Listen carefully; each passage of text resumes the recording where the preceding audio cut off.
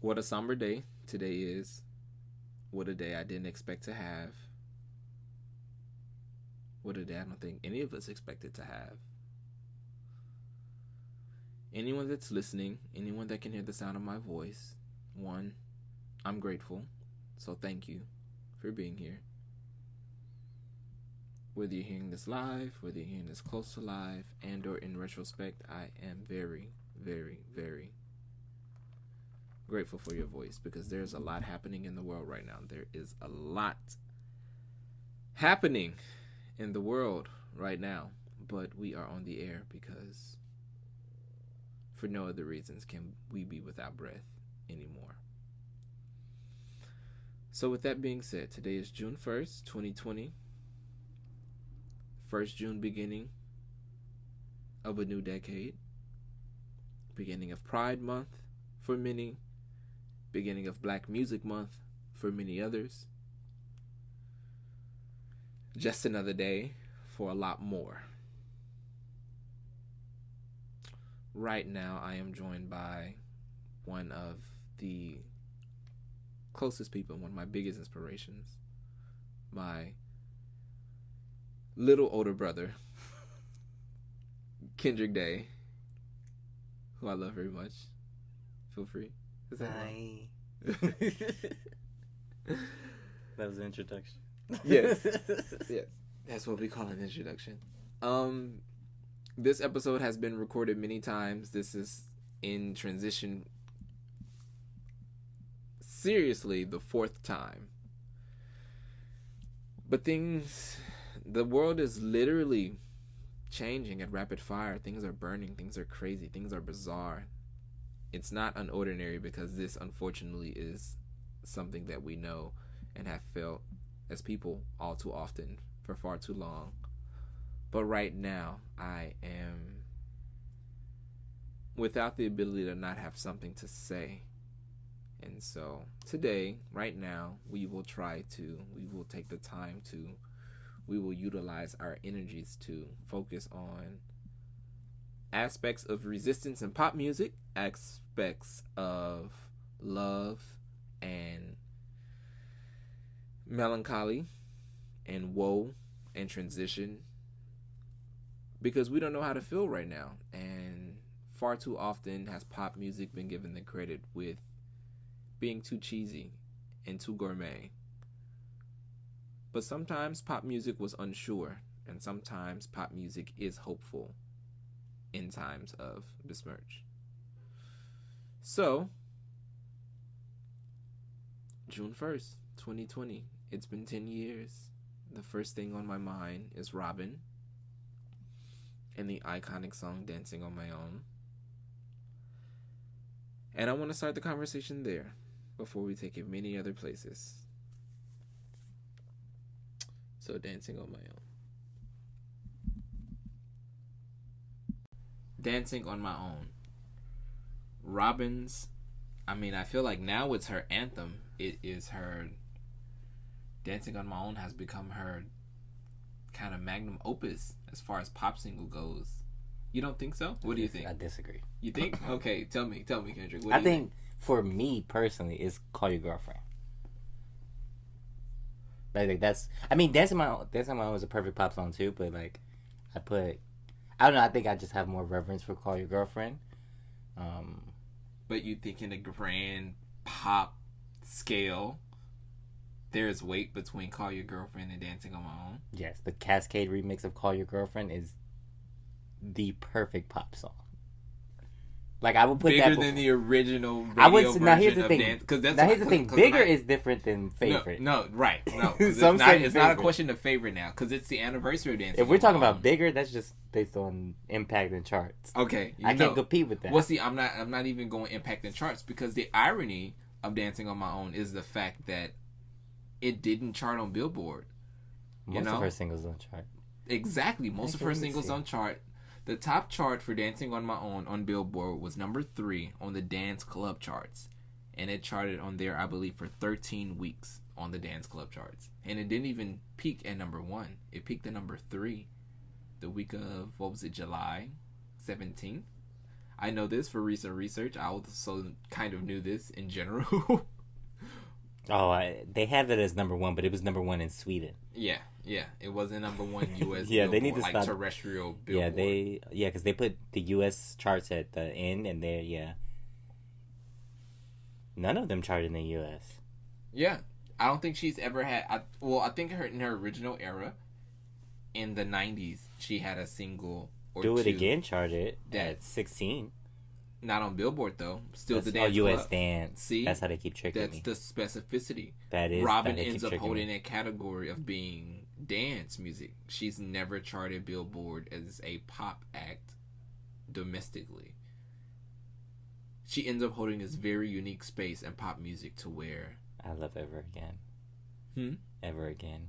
Oh yeah, another strong record, another really strong record. But no, so that's why I am interested in looking at her music, at her. Only the old stuff. Only the old stuff. Only the original old stuff when Which she I was. just found out about yesterday. Yesterday. You never heard. Wait, did you listen to "Show Me Love" yesterday? I did, but it was the "Show Me Love" that I thought by the Robin that I know. Yeah. So I was like, maybe it could be the same thing, but it was not. It was not the same thing. I was bamboozled. I listened to 10 seconds and I was like, no. I took my headphones off and no. I remember that song. That song was big for the time. It was big for the occasion. You know, it was number 7. Yeah, it was the moment. That and Do You Know What It Takes? Yes. Do You Know What It Takes? Another song I've never heard. It wasn't as big as "Show Me Love," and it didn't have as much repetition, I think, on charts. But I do think, it was another song that performed for her. It's one that I remember. I know a lot of other people that remember that era for Robin and were introduced to her then remember that. This was also 96, 97. Yeah, I never... Velvet Rope era. It was a specific time. That's what I'm saying. I also was in a very, R&B, hip-hop time in that time, too. Okay. Because when I think of the albums around that time, I'm thinking, what I was listening to, Foxy Brown, Lil' Kim. My mom was always into, she liked R&B, so it was, Mary J. Blige. SWV, stuff like that. She didn't really I like to say showy girl kind of girl group. So she never, or girls singers. So she liked the rugged girl. So she liked the Mary J. Blige, but she never liked the TLC or an En Vogue. I would like those type of girls. Okay. But to this day, what about the showy girls, the Mariahs, the Whitneys, the Celines? She liked the Whitney. I love the Celine. She hates Mariah Carey. My mom to this day still does not like Mariah Carey. Okay, can we unpack that? Does that have any? I don't know origin? What it is. It can't. I don't understand what it is. She liked Whitney. One of my first concerts I ever went to was Whitney Houston. Okay, what tour? I don't know, but this lady showed up so late. We waited so long. Wait. Try to recall the age. This was definitely early 90s. Okay. This was early 90s. Okay. And then when she finally showed up, she showed up on a helicopter. Okay. Is this American Airlines or? No, Center? This is before. So we have the American Airlines, a new one. Yeah. But we have an older one. They're right next to each other, actually still. But I don't think that was there. I think that was in Fort Lauderdale. That was one of my first concerts. That and Patti LaBelle. And the Patti LaBelle was a good experience. Not that Whitney wasn't a good experience. My main thing I remember is that she showed up late as fuck. Yeah. But Patti... That's important. That's important here. We care about shows and showmanship. And I mean, when she showed up, she obviously she sung her butt off, but she was chilling. But Patti, there's a moment where she asked for people to bring her stuff, and I was the one. They lifted me up and I gave her a rose. I don't know where that picture is. A single red rose? Yeah. Because she wants people to give her roses in the crowd. Yeah. But I was one of the ones. That was those were two of my first concerts. I don't know time-wise what was the first one. I forgot how we even started talking about this. No, just shows and the experience of shows. Because we started talking about Robin first. Yes, and no, we're gonna tie it all in because even the idea of resistance and their music and how it presents, it's a very specific day, it's a very specific time for all of this to be occurring, for us to be recording. We'll be publishing soon. Like I previously stated, this is the 4th time I'm recording this particular episode, but I don't want the day I finally announced to everyone that this is coming out, that this is something that I want to share with the world. I want to begin a conversation, and I do want it to be a conversation. Actually, this podcast can be responded to via Anchor. For anyone listening to this app, you can actually download the Anchor app yourself, ANCHOR.FM. It's a purple app. You can download it, and once you download it, you are actually able to submit voice messages to me. Therefore, you can respond to everything I'm saying. I want to continue this conversation. If you have something to say about Whitney Houston and or Patti LaBelle and or the idea of it's January 1st, 2010, as this is being presented, anytime between now, the following episode, even future episodes, if you're listening to this in retrospect and you just want to start from the beginning, please let us know how you feel about this day, about this time. What does this mean to you? How does this make you feel? It still matters. It's still important. And I want to know. So feel free to download the Anchor app, ANCHOR. Again, it is a purple app. Feel free to respond to everything that we're saying now, later. I want to hear from you. That's why we're recording. That's why we're re-recording. Because time is of the essence. Every day is different. Tomorrow is not promised. So, we talked about Robin. The conversation swung around to Patti LaBelle and your first live shows. I love that. My very first live show. I'm kind of hesitant to mention, but my very original first show was a Little Romeo show. I was about to say Little Bow Wow. Mine was Little Romeo. I was about to guess Little Bow Wow. It was a Little Romeo show that a cousin of mine took me to, and yeah, I think maybe 4 or 5 of us went, and that was my first show. I've since gone to 200 shows. I've never seen Little Romeo again live. I don't even know if he toured. He performed after that. I am. Listen. You caught the last go round. The great. It wasn't the Scream tour, but people were screaming. But no, so that was the first show. The last show to date has been Lion Babe. That was the last show. Lion Babe in November, where I wore the all day piece. Mm-hmm. Pieces, multiple pieces, the fringe and everything. Yeah, we talk about this a lot. I don't go to shows as much as I used to back in my younger days. Too much. Long time ago. It's a decade. It's cool. Time is relative. But that was when I would go to shows heavy. Like, the last show I actually went was obviously something you took me to or dragged me to. Not that I didn't enjoy it. Was Azalea. That was the last show I saw. Really? Mm-hmm. That was a fun show. That was fun. It was a good show. We got there at the perfect time. Her set was like the perfect amount of time, I think. It was just enough, but it wasn't too much. And I like that place. Yeah, $3 bill in Brooklyn. That place. Right. I'm laughing at the Brooklyn of it all. Yeah, I mean, that's the only place there. But that was my last show. That was a fun show. Oliver was with us for that show. We got there when she got there. We thought we were late and we thought we missed everything. And this lady came in right behind us. We haven't even took off our coats yet. She was right. I was like, oh, we came at the perfect time. Yeah. Literally, she was walking in right behind us. That was a great show. Yeah, but that was the last live show I saw. I do want to go shows. I do like going to. Even now, what I would still like to go to is I like going to like raves or like dance shows. Mm-hmm. If we ever could go outside again, I want to do more of that. Like more raves, more like dance parties, more DJ focused shows. Go to them and also put them on. What do you mean? Oh yeah, that too. Yeah, that too. Playlist parties, silent, headphone parties. I love those ideas. I've seen those. I haven't gone to one yet, but I have seen those.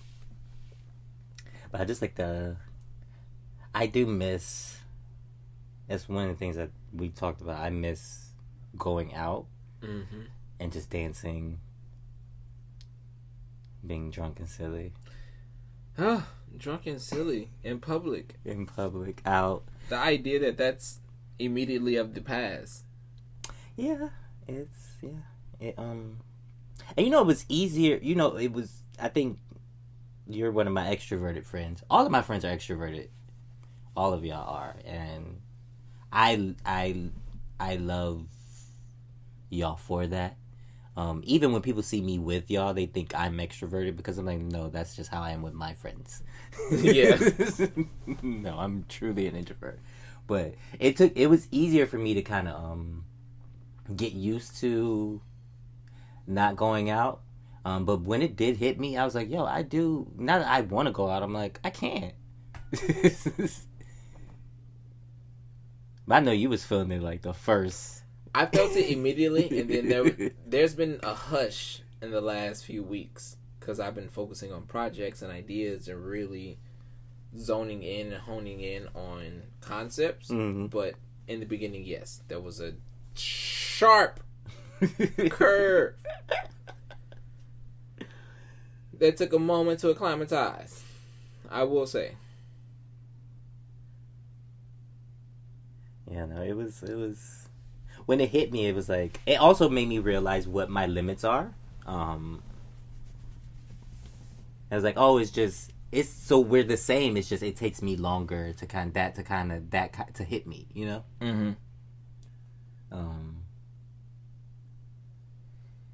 But yeah, that's something I cannot wait to experience, like being able to be in the club or like on the dance floor and feeling people sweat and like hearing music and lights and like glitter everywhere and the pulsating, just that energy and the boom. Yes. And speaking of that, for the next segment, we're going to go into songs and moments that we are excited to dance to again on the dance floor and right now in anticipation for that moment again. Stay tuned on the air. We're together on key-heir.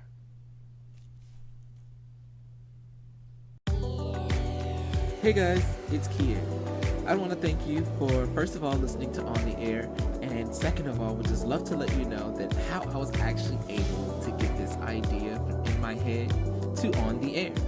So, let me tell you about this awesome platform that is known as Anchor. You may have used the platform before for other podcasts, or you might have been your first time now for my show. But let me just tell you, it's super awesome, super effective, and can get you from zero to published in literal minutes. Let me tell you how. All you have to do is download the Anchor app in the App Store of your choice, or go to the website. That's anchor.fm, Anchor. Once you get there, create your login by using either Google or your social media handles and just plug in the information. It's as simple as that. If you can fill out a quick form online, or if you can fill out that voting ballot when it's time to rock the vote this 2020 election, you can definitely take 10 seconds to start an awesome new podcast, to share ideas, bridge gaps, bridge and build communities.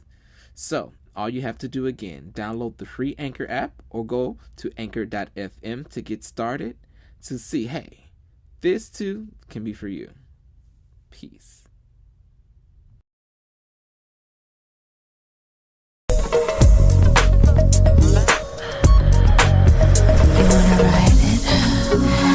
Open my closed doors. I'm yours to explore. You understand, don't you? There's something you need. I want you. Do you want me? Sex, lies, and videos. Sex, lies, and videos.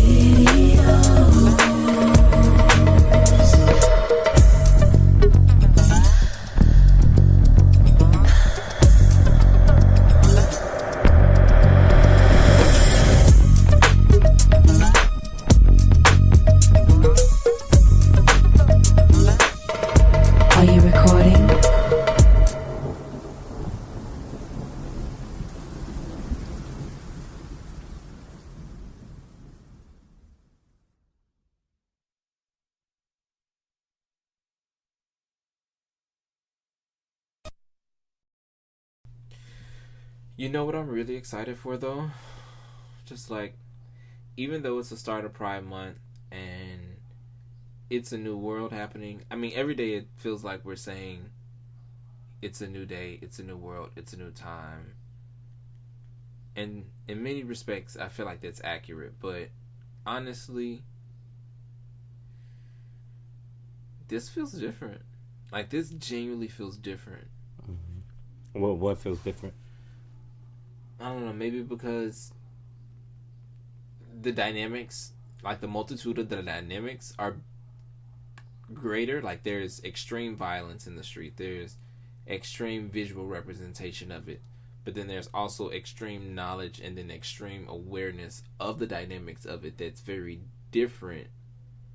Maybe versus how before it's happened. Mm-hmm. Like, protesting is not foreign to us. The idea of resistance, the idea of evolution, the idea of revolt, the concepts of retaliation against like oppressive systems, that's not new. That doesn't feel foreign. But the access that we have to each other during a time as such, and like, I don't know, like it feels different now when people are like, how can you post about other things but this, or how can you do other things and worry about this? That look like that, like certain pieces of it feel different, or maybe they just feel different now because of the awareness, or I don't know. For me, there's a difference in how it's translating, or maybe I feel different in it now that I'm vulnerable with releasing something. I think it's so. I would say so when this happened before, right? Which is crazy that I could even say that. When this happened before, it was the first time I had moved to New York, and a lot of those feelings that you're having, I was feeling those same things of like guilt of like, because in general, like I'm not. Here's a reality, right? Unless everybody's on board with we're burning the government down and we all are outside. Me personally, I cannot. That's not my personality. Okay. I hate crowds, like it's loudness. It's just I don't like uncertainty. But I think so I felt a lot of what you're feeling, where it's like you feel like a little guilt, a little bit, right? But this time around, I feel a little better because one, seeing that it gets better each time, like they've gotten a lot more organized this time. Mm-hmm. But then also that's. My part doesn't have to be the people in the street. I'm so grateful for those people that they, whatever their intentions are out there and like, being the catalyst for stuff like that. The only thing I can do is like, I am like fortunate enough to still be able to work. So I'm able to like put money on like the donate to the fund things. That's the only thing I can do. Yeah. And then bring awareness on my platforms. But also I can't, you're not Superman.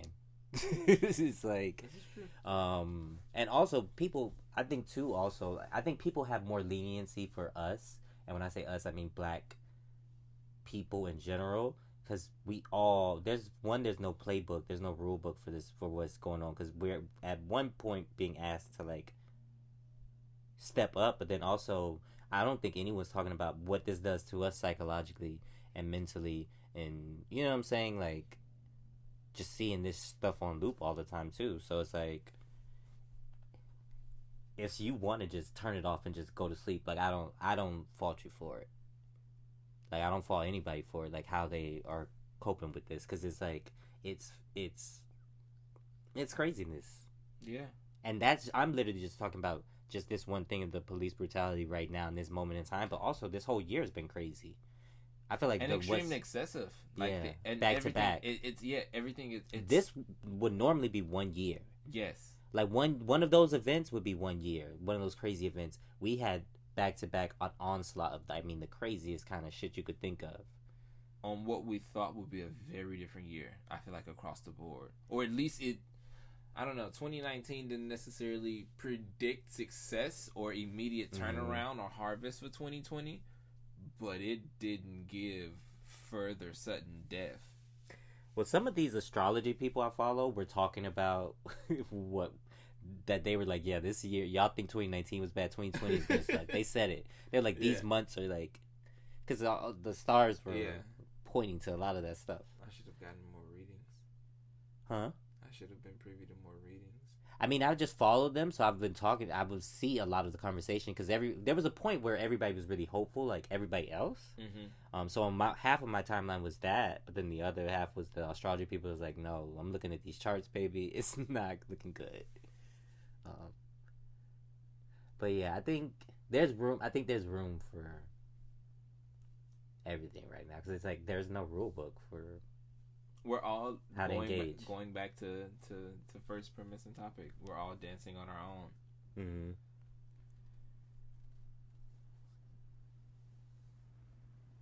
Melancholic and hopeful, but dancing on our own. I would say hopeful though. Yeah. I love chaos because it intrinsically such an Aquarius. It intrinsically brings about change. I mean, what can I say? It really, truly brings about change. Anarchy, chaos, the idea of things being dismantled and reconstructed by just default because it's not the same that it was once before. I can't help but be obsessed with what that presents. And, hopefully the access and the exhaustion that we feel from being so overly exposed to the new things that we can't escape at this point. Hopefully now we do something about it and we really turn this into something new versus because it's enough to be sick and tired, but when does our generation really call that moment? I mean, I feel like this feels a little different too. I mean, I don't know if it's that people are mad enough. I think that's all it's ever going to take is people to get mad enough and then realize it's more of us than it is of them always. But there is like a hopefulness to it. Also, because it's like when I think of the last time this happened, like I don't know, it's so many like countless. It's like which time? Yeah, almost. Which time? But I do remember, and that might have been Trayvon. But it didn't. While I remember there being protests and people were enraged and engaged and in tune, it didn't feel as big as this. No, and this is with the added frustration that we've all been in the house. And I think that's what it is too. No, everyone's pent up. There's so much frustration. Everyone has delayed so many things, or so many things have inadvertently been delayed because, I mean, people just can't do things. There's no access. Like, and then also they can't stopped. Work even if they want to. Exactly. Everything has stopped unless there's physical, direct demand for you to be somewhere. And so, hell yeah, we're over it. Hell yeah, people, like, even with, like I said, this is the fourth time recording this. I even feel some way about how it gets presented. It's kind of a somber opening, but I do want to begin that conversation. The idea is that this is the beginning of Pride Month. This is the June 1st of a new decade. It's such an integral and intersectional point of history and music, and I really want to examine music, pop music in particular, as resistance music, or the idea that optimism can, in the face of adversity and in the face of direct opposition, be something that we escape to and something that we look forward to help us fight these battles. And so thinking about Robin's Dancing on My Own and thinking about the idea of Body Talk Part 1, and even further tracks from there, because I love Dancing on My Own, and that's kind of how we started with the conversation. But even Don't Fucking Tell Me What to Do, the Body Talk Part 1 intro is, I till this day, everything, my back is killing me, the TV is killing me, the radio is killing me. I love the idea of that as something that people can go to and use as a resistance. Fembots, the idea of like, that's just perfect. And so, yeah, between Robin, the anniversary of that project, and those songs in particular, this new Gaga era that I feel like is right on time when I was actually very worried. The interview she did on Beats One had me very anxious. I didn't watch it. I didn't watch it either, and it had me very anxious. But when I heard the album, I was just like, oh. She's an artist for me that, like, And I guess that can lead us right into talking about Chromatica, because I definitely wanted to talk about it because, what a refresh. And it's really good, though. Yeah, it's like, thank you. Gaga needed a refresh. She needed a healthy... For me in particular, I'll announce and I'll state that Lady Gaga in the last few years and eras, it's been kind of a waning existence. But with Chromatica, I have been renewed.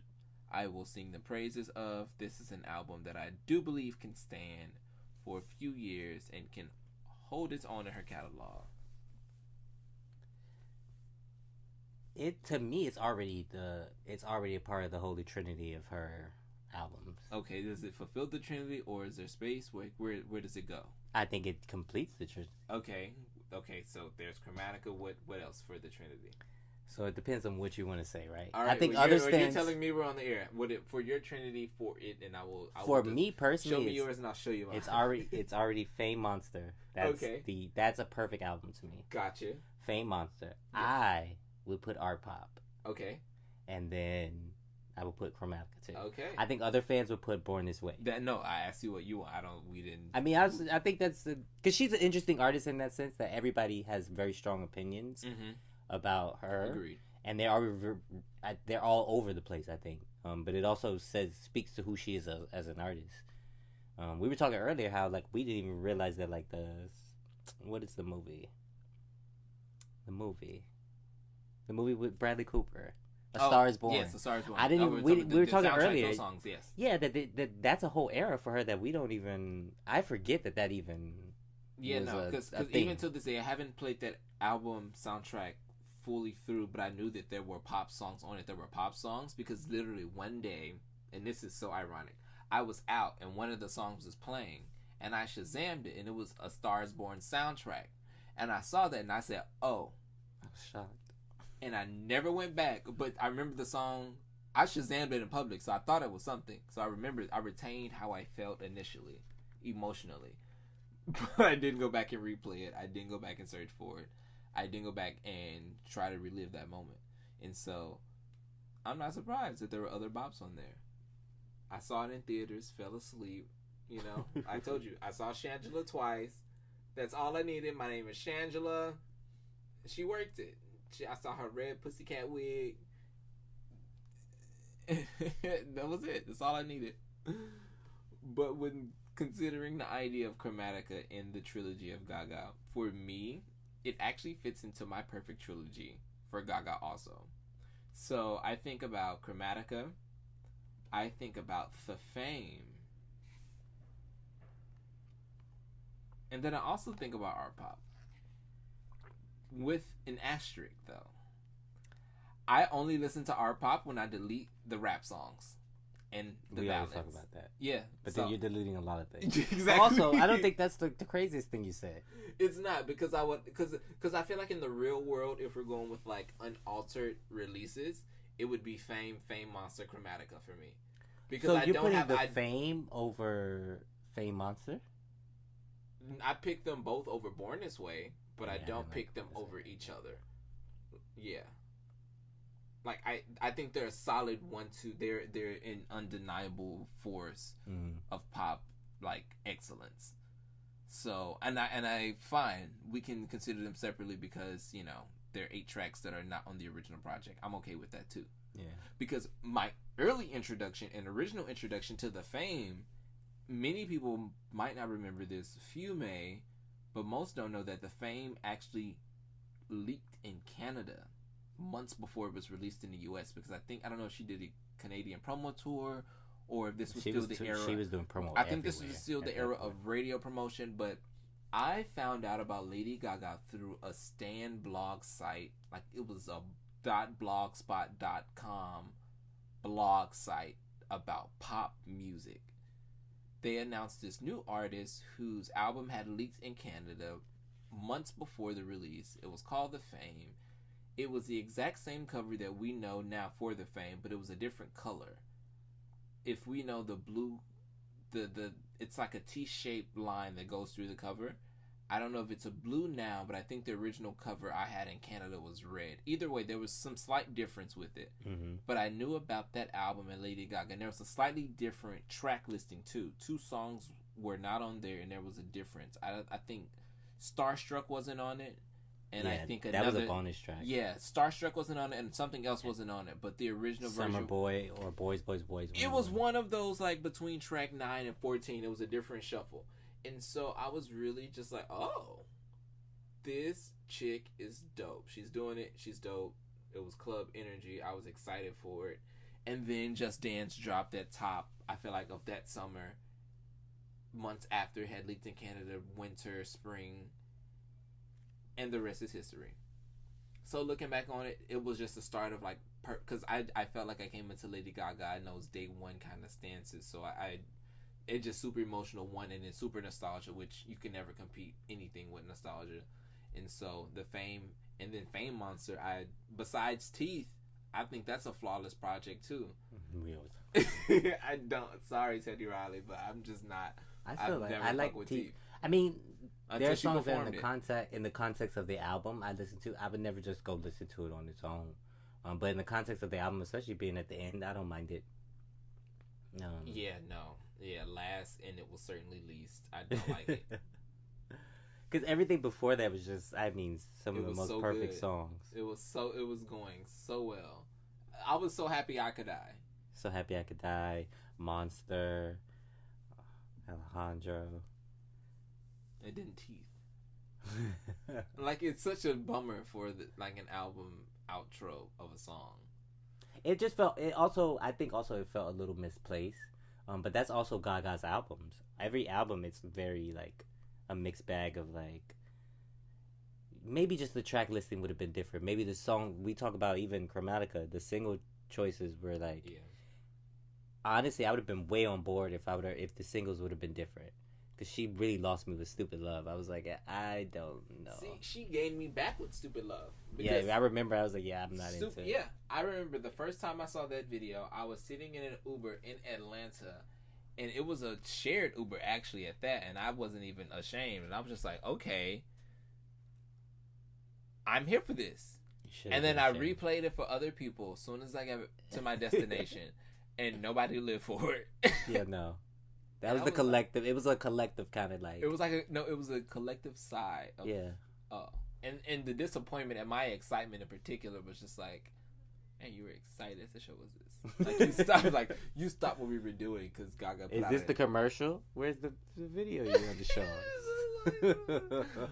So okay, but I did. It reminded me, and maybe it was also in context too, because for months now I've been on this 2020 because I do feel, and I have felt for a long time. Many of you are now hearing for the first time that 2020, as far as music goes, pop music will be made pop again. I do feel like the releases for this year and the next few years, because of how the pendulum has to swing so far left and then so far right, just for, whether you call it equilibrium, we call it balance of the cosmos, what knows, but truly understand that, like, for 2020, I've always felt that pop music is going to be pop again.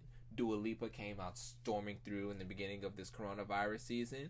Now we have Gaga giving us, ironically, an appropriately timed era, because I wasn't sure personally, but I don't know if no one really thought she was about to slay us with this era. And then, boom. Eras don't even matter at this point right now. I also wanted to say, too, the girl, I forget her last name, that girl, Rina. She is another person I would say, like, is definitely bringing back that, not just like a pop sound, but like a bigger kind of pop sound, but like also kind of like where the production is very glossy. Yeah. Even though she gets very like experimental, but it's still very glossy, big kind of like 2000s kind of like big choruses kind of pop. Mm-hmm. But yeah, I guess back to the Chromatica. I think what's your favorite? What's your top 3 from that song? Top 3 from the album would be Babylon, 9/11, Replay.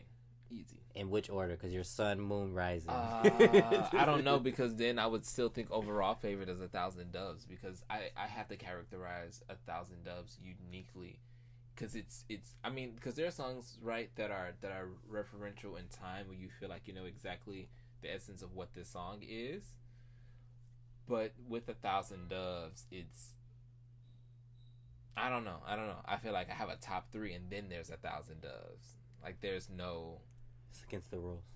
Okay. Fine. Within the parameters of the rules of the competition, I will say my top 3 are definitely. I'm gonna keep 9/11. I'm definitely gonna keep Replay. I may bounce Babylon because I did grow up on Madonna's Vogue, so. That does give me a very Madonna. It does give me a very Madonna. Babylon can go because of Vogue, and then we'll put in 1,000 Doves. So 1,000 Doves, 9/11 Replay are my top 3, with number 1 being 9/11 because the first time I heard that I screamed. Number 2 would be 1,000 Doves, and number 3 would be Replay. That's interesting too, because my choices have changed over time. Okay. Yeah, because mine are based on like first impression. First impressions. I was Team Babylon. Chromatica 2 dropped. Team Babylon and Alice. To 9/11, I remember I panted. Also, that's a different sound for her, too, which is what I need.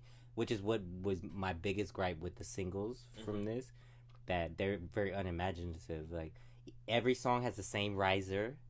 Like they couldn't think of any of the risers, and like even like when it gets to the actual beat drop, it's just the same kind of like. She did stick to it. Huh? She stuck to that formula. Yeah. But 9/11 and a couple other songs where they get a little like different or unexpected, where I was like, okay, thank you. That's why I like 9/11 instantly, because it was. But also that is a very Madonna song as well. Yes. Because Madonna has a couple of songs like that. I mean, Madonna has everything that Gaga wants to do. That's kind of the reason for the season why we're here. But yeah, speaking that was of pop is resistance. You know, she's another mixed bag. Right. That's a whole nother episode. There are several episodes with Madonna to deal with. But no, for the purpose of today and the start of what is Pride Month, and it's also Black Music Month, and there's nothing blacker and nothing more resistant than black music at any time of the year 365, let alone the beginning of the month of June of any year. Sheesh. But no. Pop music's made pop again. 2020 is here. I've felt that for a while. That's why even thinking about somebody as melancholic as Robin, and then thinking about somebody who randomly has what feels as optimistic, but then the lyrics of their album are kind of as dark, because Gaga went through a lot of dark shit. Oh no, that's another thing to talk about. This album the lyrics are. There's a meme that goes around with the stan communities where it's like there's a house. There's two houses next to them, and one is like a black. They're two separate houses. One's like a black, all black, everything's all black with gold trimming, and then the other one's like pink, like Barbie house, and but the meme is like the meme setup is the beats and then the lyrics, or the lyrics and then the beats, and they did it with Gaga because obviously the lyrics are everyone is so dark. I didn't realize it till I really got into Sign from Above, going into 1,000 Doves. I'm like, oh, she's talking about a lot of stuff, but it's just masked with dance, like crying on the dance floor, which is one of my favorite kind of like metaphors and like things in dance music. And see, that's why immediately my mind was drawn both between this album and directly to Dancing on My Own, because that the essence of crying on a dance floor, the essence of there's some kind of hope of letting it completely go while you're just in the center of sweat and releasing. Because that's honestly, in drawing that personal narrative, it really feels close to home. I found sanctuary in New York City in my time in this city on the dance floor. I mean, even our first time living together, and we would joke about being out all night, and we would joke about, like, we knew who wasn't coming home, and we knew who wasn't going to be there in the middle of the night. But really, that's where sanctuary and that's where first ideas of comfort in New York City were found for me, and I know for many others, was in that sweat on the dance floor, maybe for like a privacy or for like of just a space to just whatever to figure out. But if we were alone together on the dance floor, and so. But historically, that's been the case for especially like queer people and black queer people. Like clubs and bars were our only safe spaces to kind of be yourself and express yourself however you wanted to, because everybody was kind of having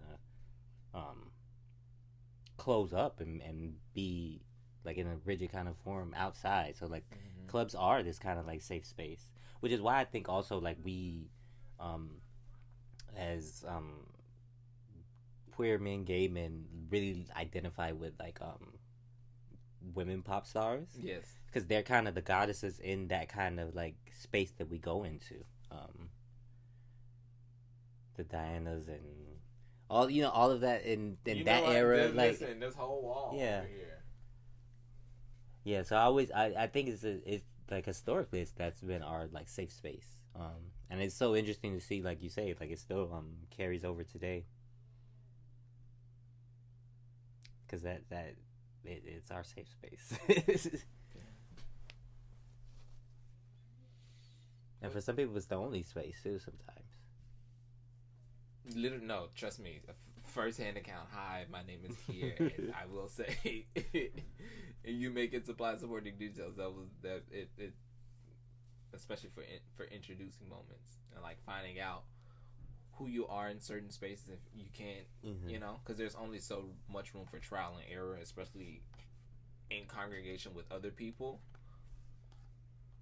So it becomes a big idea. It definitely becomes a big idea. And finding like-minded people, because there's so many niche parties and stuff. Wait, speaking of Popeyes, did you order the Popeyes earlier? No. Oh my god.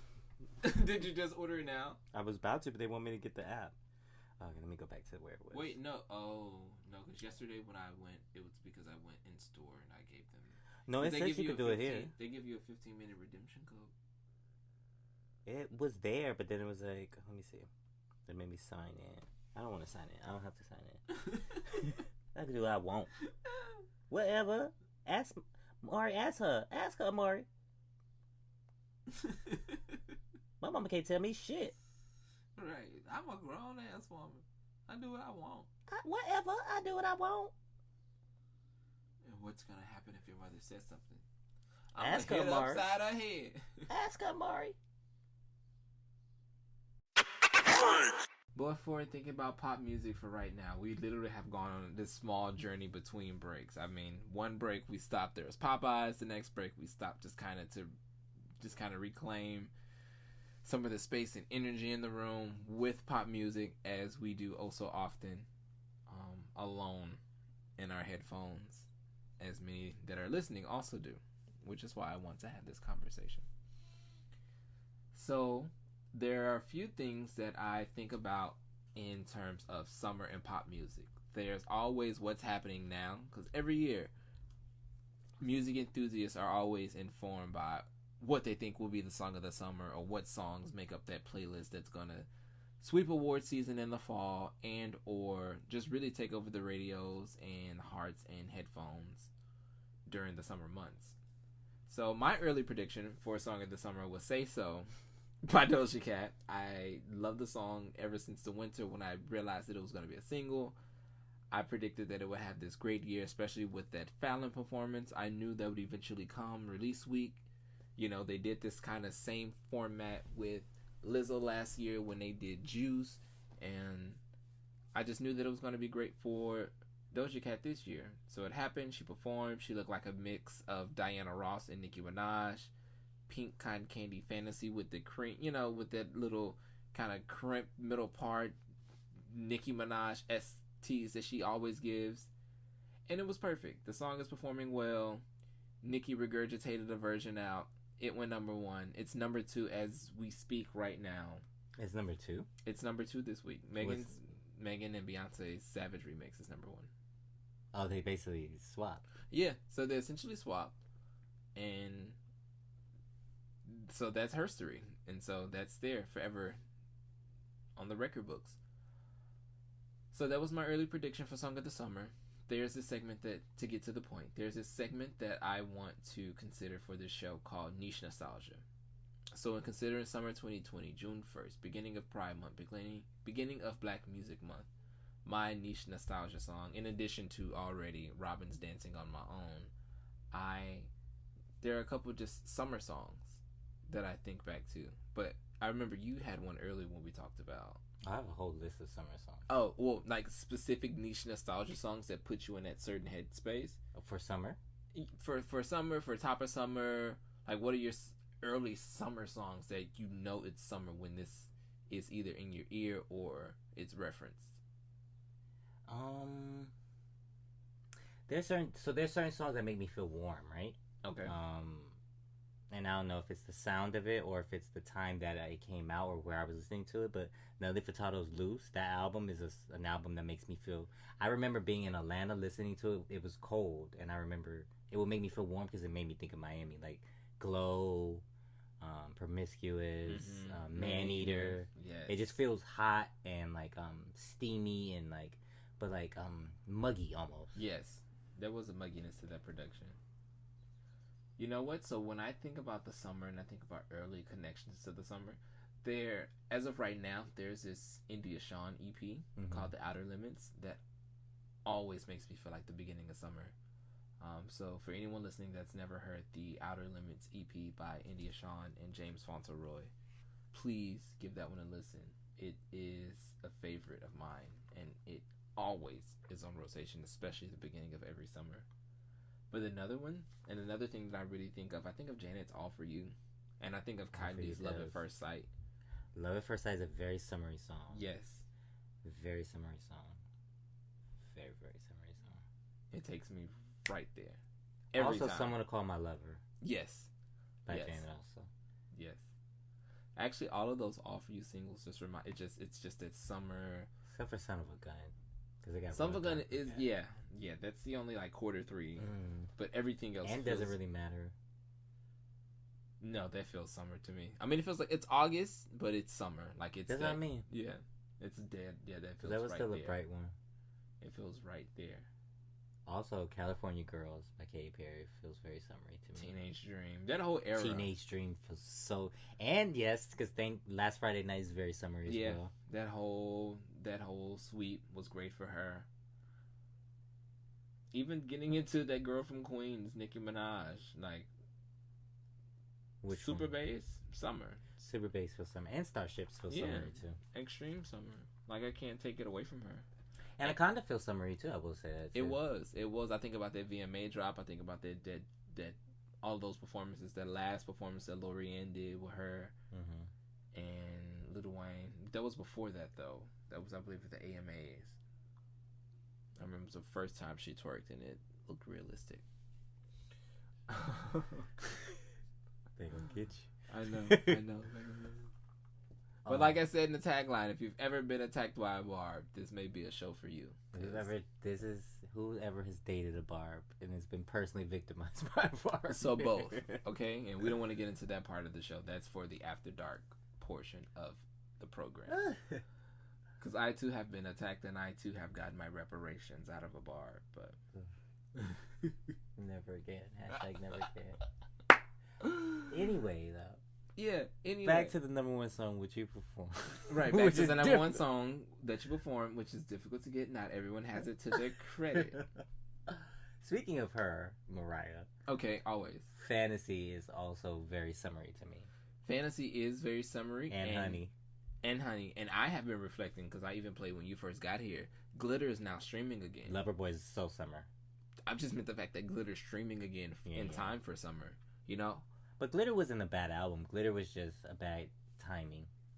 Yes, awkward timing. But again, when I think about and go back to the conversation, every 20 years, just like everything, music is cyclic. And so there's something when the pendulum swings so far, super bubblegummy, right at a turbulent time. Because the Y2K era happened, again, 9/11 happened. That's a big time where to be so sanitized and so bubblegum.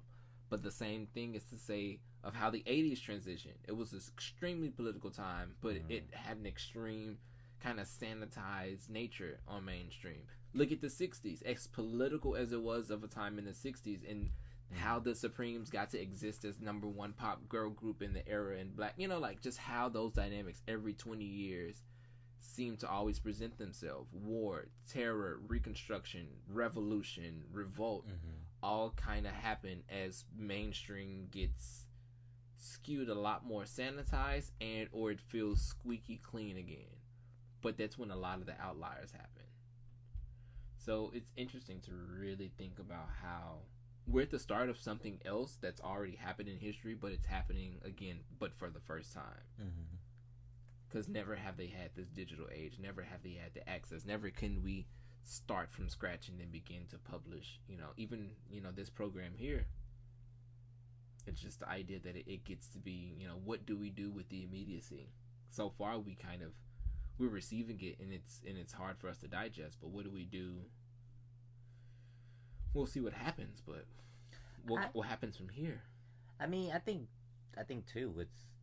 I think what's the good thing that's come out of, because obviously, I think I see a lot of people talk about like the burnout and like just seeing things on a loop. But I will say, especially with stuff like this, if it wasn't for the internet and people on Twitter, the story would look completely different. Yes. So it's like a double-edged sword, because on one hand it is a lot of stuff at once that I don't think our brains can naturally handle at this point, right? But also, again, we wouldn't know what the actual story is, because the way the mainstream media shows you things, it's very like typical or very standard. They don't really go into actual things of what's going on. It's very like a specific type of messaging. Agreed. And to that also is the good and bad thing about the internet, because then some people who really want to focus in on one message, even if it's the bad thing, they can find so much of that too. So it's all good and bad. But I appreciate at least, or I'm grateful at least, that, because like the stuff that is happening now, we wouldn't even be able to see it. Imagine if we only had the news to discern what's happening. Even thinking about how fast things are progressing with these protests. During the Rodney King riots, think of how much happened that we didn't see in real time, that didn't get translation. How many injustices that might have occurred. And really, the only reason that became a thing was because the footage was released. Yeah. If the footage was never released, or if it was just a headline, it wouldn't have had the same type of impact. And history only gets to tell the certain stories of, which part of the footage that becomes, that immediate surface. Yeah, that canvas. The framing always is the key. So it's just interesting to think about it and finding a way to be hopeful in this time of turmoil and still dance through it all, because I can't live in a world where I can't dance. I can live in a world where I understand the confusion of I don't have answers right now. That's one thing. But a world where I can't even dance through it or use dance as a form of response or even as catharsis, therapy. I don't know how to do that. So that's why even when considering this platform or anything in general, I always think about what feels relevant and what feels close. And the thing that always feels close is one, already being so intimate with it to where the newness of today doesn't shift you from your center, but understanding it in the way to where you can find mechanisms to kind of metabolize those feelings. Like living alone in a confined space in kind of the epicenter of where this recent COVID thing has taken over. Like there are so many isolating things, but then what happens? Because outside of my window, I hear birds chirping, but on the other side of that, I can literally see the entire day of what's happening. So it becomes, and hear sirens. So it becomes that kind of, it's polarizing. But then there's a moment where you're like, okay, well, I don't know what to do, but I know that if I process these feelings through music, for me, that has always looked like dance or some form of expression, whether it's hands or lip sync or throwing on a pussycat wig or something. Not a pussycat wig. Well, I love big hair, so never a pussycat wig. I actually don't even own a pussycat wig. Good. Good for you. Yeah, I don't own a pussycat wig. But something to where I get to express. So that's why I always want to make sure that everything has their breath to it, because we need that. That's how I process. Someone else has to process similarly and or it can find resonance with it. I don't think how I process. I mean, for me, it's like I think the main thing that's always been my saving grace is being able to take whatever comes to me, into me, around me, and put it through my brain, heart, mind, and then push it out as art. That's been always the way I can kind of like see the world, and or at least deal with the different things that are in the world, because it's always been crazy. This is just on like crack or whatever, but like, cause it's the frequency of it, but crazy things have happened in our lifetime. Yes. And will continue to. But I think for me, it's always been the fact that I can. It's never just something that's just going to happen to me. I always can have a say of what it is, or what it means to me, or what it feels like, or like it's never just something that, it's never going to be a one-sided kind of thing with whatever's happening to me. At least that's what gets me through that, and I do feel grateful that I have that, because there are a lot of people that don't have something that they can go to and express themselves. Yeah. About anything or whatever it is. Yeah. So I want to thank you for coming, sitting here. Like There I you said, go. I do want to thank you. I'm grateful that you're here. I love our conversations and our time together. I love our conversations too. I've been taking advantage of this quarantine. Okay. Well, everybody knows it. Well, everybody that knows me knows it. Okay. Because I have been taking advantage of not having to go anywhere. But that's any day that you don't have to go anywhere. No, but before it was like y'all wouldn't let me go more than a week. Right. You know what I'm saying? Now I had an excuse all this year. I was like, no, I ain't going nowhere. I was so happy. It's like, I ain't going nowhere. Let the record show, Kendrick does not enjoy public exposure. He does not enjoy It's not that I love it. I was gonna say public exposure. That's not the name of Jessica Simpson's song. Oh no. Also a summer song. A perfect summer bop, A Public Affair by Jessica Simpson is absolutely a summer forgot bop. about that. Yes, A forever fave for the summer. Yes. But yeah, I like going out sometimes. It's just I don't like going out all the time. Okay. But you wouldn't go out before. Like, you enjoy being offered places to go and then declining. Like, you specifically text me. Yeah, I like. You're like, you miss being able to turn me down and go to Trappy because you just. Wait, that was you was supposed to tell people that.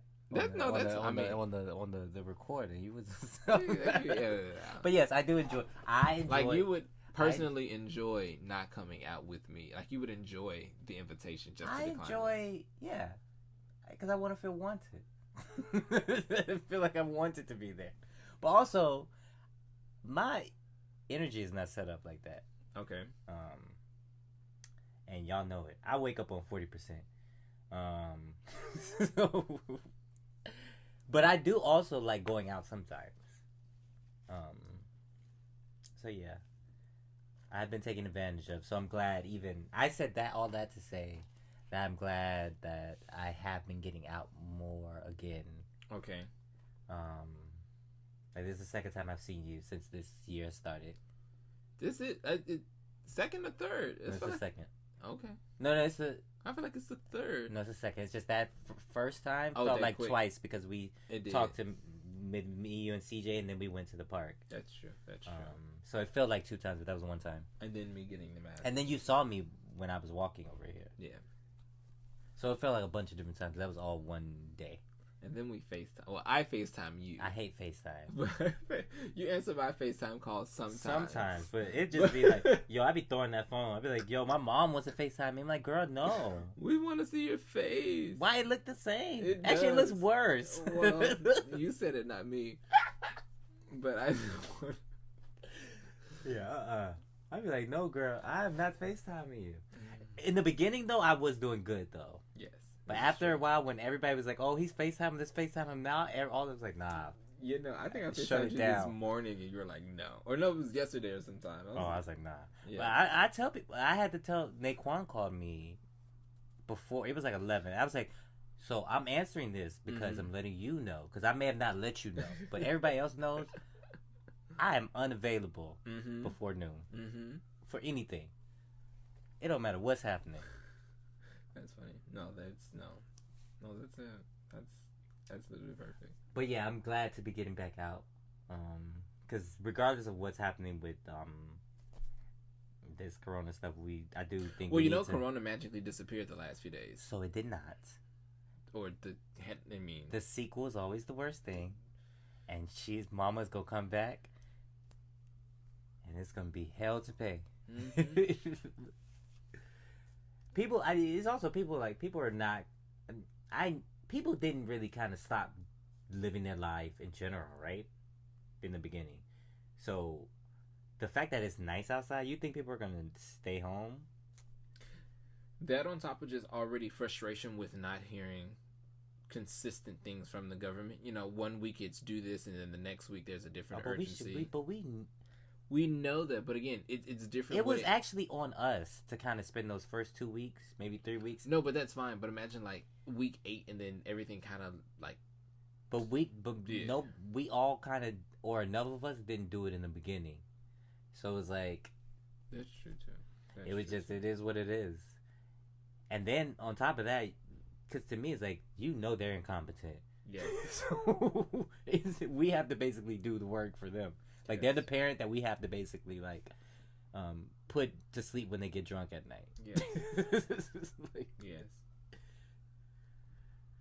But yeah, but I am I'm happy to start to get back out more, or at least figure out, because I tell other people this, at least figure out what this looks like for me, because what I'm realizing is this is not ever going to end. Yes. At least for the next next year or so. So and even I have to figure out what this looks out. Different. Yeah.